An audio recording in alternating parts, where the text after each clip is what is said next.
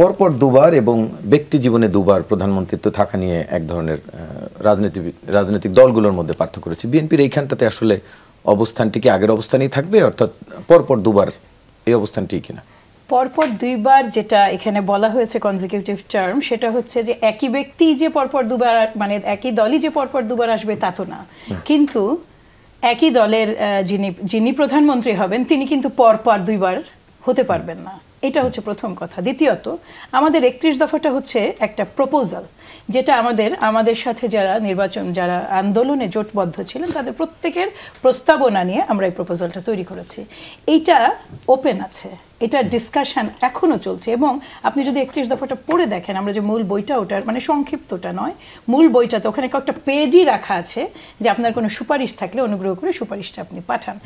আমরা যেই কথাটুকু বিএনপি বলতে পেরেছে এটা কিন্তু অনেক বড় কথা, যেখানে মানে আমাদের দেশের কালচার অনুযায়ী যিনি দলীয় প্রধান, বড় দলের প্রধান, এবং একই সাথে মানে রাজনৈতিকভাবে তাদের যে অবস্থান, যারা দলীয় প্রধান হন তারা কিন্তু আজীবন ক্ষমতাতেও যদি থাকেন, আমাদের দলীয় সাপোর্টারদের না বলার কিন্তু সুযোগ নাই বা না বলার মানসিকতা নাই। ইন রিয়েল হচ্ছে তারা কিন্তু অ্যাকসেপ্ট করে নিয়েছেন। এবং রাজনীতিতে আমি যদি বাংলাদেশ জাতীয়তাবাদী দলের কথা বলি, জিয়া পরিবারের যে অবদান, শহীদ প্রেসিডেন্ট জিয়াউর রহমান, বেগম খালেদা জিয়া, তারা যেভাবে রাজনীতি করে গেছেন, জনাব আমাদের সম্মানিত ভারপ্রাপ্ত চেয়ারম্যান যদি 5 বার নির্বাচনযোগ্য তার শারীরিক অবস্থা থাকতো, 5 বার যদি তিনি নমিনেশন তুলতেন বা চাইতেন প্রধানমন্ত্রী হতে, কোনো ধরনের কোনো আপত্তির তো প্রশ্নই ছিল না। আমার ধারণা একযোগে সেখানে তিনি ব্যাপক সমর্থন পেতেন। কিন্তু আমরা এটা চাইছি না, আমরা এটা একেবারেই চাই না। অবশ্যই পার্থক্য আছে, কারণ হচ্ছে দুবার মানে প্রধানমন্ত্রী পরপর দুবার হচ্ছে, আপনি আবারও মনে করেন যে পরপর দুবার বলতে একই দল যে পরপর দুবার থাকবে তা কিন্তু আমরা বলছি না। সেটি না হলে তো তিনি আজীবন থাকতে পারবেন মনে হচ্ছে। ধরেন পরপর দুবার না হলে কনজিকিউটিভ, যখন আমি বলছি আমার পার্টি 2025-এ নির্বাচিত হলো, প্রধানমন্ত্রী নির্বাচিত হলেন সম্মানিত ভারপ্রাপ্ত চেয়ারম্যান, আবারও যে তিনি 30-এ আবারও নির্বাচিত হলেন, উনি পরপর দুবার হলেন। আমার দলের পক্ষ থেকে তো কনজিকিউটিভই হলো। হ্যাঁ, তিনি দুইবার থাকতে পারেন। আমার দলের পক্ষ থেকে তো তিনি কনজিকিউটিভই তো হলেন। 35-এ নির্বাচনে অন্য দল ক্ষমতায় আসলো হয়তো না, এর মধ্যে ধরেন 30-এ আর অন্য দল আসলো, হ্যাঁ 30-এ অন্য দল আসলো, তিনি 35-এ আবার করলেন, আর নির্বাচিত হলেন। উনি তো আমার দলের পক্ষ থেকে তো উনি কনজিকিউটিভই হলেন।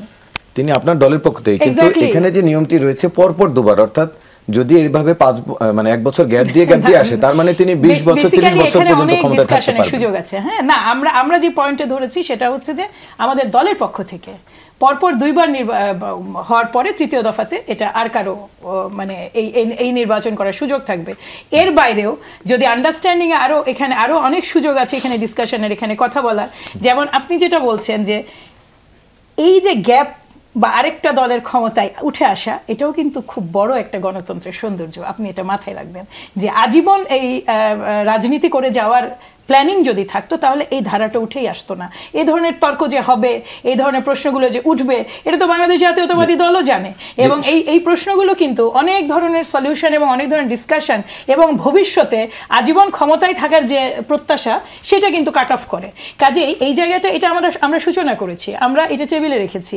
এটা কিন্তু জনমানুষেরও একটা সমর্থন প্রয়োজন আছে এই 31 দফাতে, তাদের মতামতেরও প্রয়োজন আছে। এবং আমরা আশা করি যে বিএনপির যেইটা সর্বোচ্চ মানে একটা দলকে মাফিয়া হয়ে উঠার পথে যে ফ্যাক্টরগুলো কাজ করে তার সমস্ত কিছু আমরা এলিমিনেট করার চেষ্টা করেছি এই 31 দফাতে, অন্তত আমরা চেষ্টা করেছি আমাদের পক্ষ থেকে। আর এর বাইরে তো আপনারা সুধীজনরা আছেনই, ভাইয়ারা আছেন, টুলিয়াপুরা আছেন। আপনার কাছে জানতে চাই, আমাদের যে প্রতিদ্বন্দ্বিতামূলক নির্বাচনগুলোর যদি উদাহরণ ধরি, তাতে দেখা যায় যে কোনো একটি দলই পরপর নির্বাচিত হয়ে আসতে পারছে না, মানে একবার নির্বাচিত হওয়ার পর আবার অন্য দল চলে আসছে।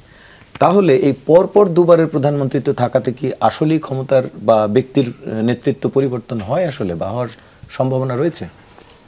প্রথম জায়গাটা আমি মনে করি যে একটা দল কিভাবে রাষ্ট্র পরিচালনা করবে অথবা সংগঠন পরিচালনা করবে, এই দায়িত্বটা তার উপরে দিয়ে দেওয়া।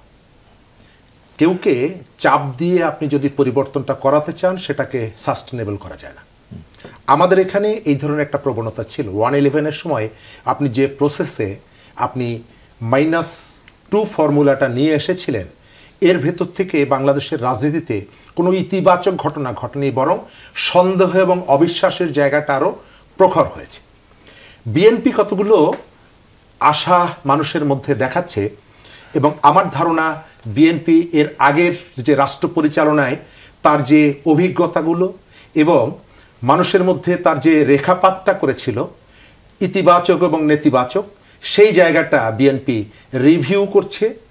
বিএনপি সম্পর্কে মানুষের মধ্যে যে ধারণাগুলো স্পষ্ট করার চেষ্টা করছে, অথবা কোনো কোনো জায়গায় যে ক্ষতগুলো আছে সেগুলো মোচন করার চেষ্টা করছে। এই দায়িত্বটা বিএনপি নিজেরা গ্রহণ করুক, সে যে ব্যাখ্যাগুলো দিচ্ছে। কিন্তু আপনি এখানকার সিস্টেমটা হচ্ছে যে আমরা জনগণকে যখন প্রতিশ্রুতিগুলো দিয়েছি, প্রতিশ্রুতিগুলো কিন্তু আমরা রক্ষা করিনি। আপনি যে শিরোনাম করেছেন 24 কি 90 হতে যাচ্ছে, 1990 সালে আমরা কিন্তু অনেক চমৎকার চমৎকার কথা বলেছিলাম, মানুষকে স্বপ্ন দেখিয়েছিলাম। কারা? বাংলাদেশের পলিটিক্যাল পার্টিগুলো। কিন্তু সেটিকে তারা কি ধরে রেখেছে? রাখতে পেরেছে? চাইলে কি পারতো না? আমি মনে করি অবশ্যই পারত। আজকে এত যে প্রশ্নগুলো উঠছে, তার কারণটা হলো যে এইখানে যে সুযোগগুলো এসেছে, সুযোগগুলো আমরা কাজে লাগাইনি। রাজনৈতিক দলগুলো বারবার বলেছে যে আমি রাষ্ট্রের সংস্কার চাই, আমি সুশাসন চাই, আমি এইটা চাই, সেইটা চাই, কিন্তু কখনোই সে নিজের ঘরটা আবর্জনা মুক্ত করতে চায়নি, আবর্জনা মুক্ত করতে চায়নি। সেই আবর্জনা তো দিন শেষে রাষ্ট্র বা জনগণের উপরে বহন করতে হয়েছে। আপনি দেখেন যে আমাদের এখানে এর আগে একটা নির্বাচন কমিশনার, তিনি রাতে একটা ভোটের ব্যবস্থা করলেন এবং আপনি তাকে পুরস্কার দিলেন কি? তার ভাইকে এমপি করে। আপনার মনে আছে? তার ভাইকে এমপি করে। আপনি ইলেকশন ইঞ্জিনিয়ারিং এর ক্ষেত্রে পৃথিবীর ইতিহাসের যতগুলো ইঞ্জিনিয়ারের নাম লেখা থাকবে, আমি মনে করি যে তার মধ্যে প্রয়াত এইচ.টি. ইমামের নাম ইলেকশন ইঞ্জিনিয়ার হিসাবে একেবারে সবার উপরে লেখা থাকবে। এবং এই যে ইঞ্জিনিয়ারিং এর কাজটা তিনি করলেন একজন সিভিল ব্যুরোক্রেট হিসাবে, তার পুরস্কার দিলেন তার ছেলেকে এমপি বানিয়ে। অর্থাৎ এই যে খারাপ কাজগুলো নিন্দা না করার বদলে আপনি তাকে রিকগনাইজ করলেন এই যে পুরস্কার দেওয়ার ভিতর থেকে। আপনার কোনো পরিবর্তনই আপনার কাজে আসবে না যদি আপনি উদাহরণ হতে না পারেন। আজকে আমাদের প্রয়াত রাষ্ট্রপতি বিচারপতি শাহাবুদ্দিন সাহেবের মৃত্যুবার্ষিকী। আমাদের এই দেশে তিনি একটা উদাহরণ সৃষ্টি করেছিলেন। তিনি যখন প্রেসিডেন্ট, তিনি বঙ্গভবনের জন্য যে বাজারের বরাদ্দ টাকা, সেই টাকা তিনি নিতেন না, নিজের পকেটের টাকা দিয়ে তিনি বাজার করতেন। তার সন্তানের সাথে বিদেশে তার সাথে টেলিফোনে কথা বলতেন, কিন্তু সরকারের টাকা নিতেন না, নিজের উপার্জনের টাকা দিয়ে তিনি ফোনে কথা বলতেন। সেই উদাহরণটা তো আমি দেখি না। শেখ হাসিনার পালিয়ে যাওয়ায়, তার পতনে আমার কোনো অনুশোচনা ও অতৃপ্তি নেই। কারণ তার যে পাপ, তার দলের যে পাপ, তার যে রাজনীতির নামে সে যে আবর্জনা আমাদের এখানে চাপিয়ে দেওয়ার চেষ্টা করেছিল, কিন্তু সেই জায়গা থেকে যে ইতিবাচক পরিবর্তনটা আমি তো দেখতে পাচ্ছি না। 400 কোটি টাকার মালিক হয়েছিলেন তার কর্মচারী। আজকে প্রতিদিন আপনি দেখেন এক একজন উপদেষ্টার বিরুদ্ধে নানা রকমের অভিযোগ উঠছে। এবং সরকারের কাছ থেকে আমার প্রত্যাশাটা কি? আমি দেখতে চাই একটা স্বচ্ছতা। এই অভিযোগগুলোর তদন্ত হবে, কিন্তু যখন সেটি অনবরতভাবে সরকার সেটি করছে না, ছোট হোক বড় হোক, আমার তো হৃদয় রক্তক্ষরণ হয়। কারণ আমি তো এটি চাইনি। আমি যাদেরকে বিদায় করেছিলাম, পালিয়ে যেতে বাধ্য করেছিলাম, আমি তো তার রিপিট দেখছি। এটা তো আমার কাছে প্রত্যাশা ছিল না।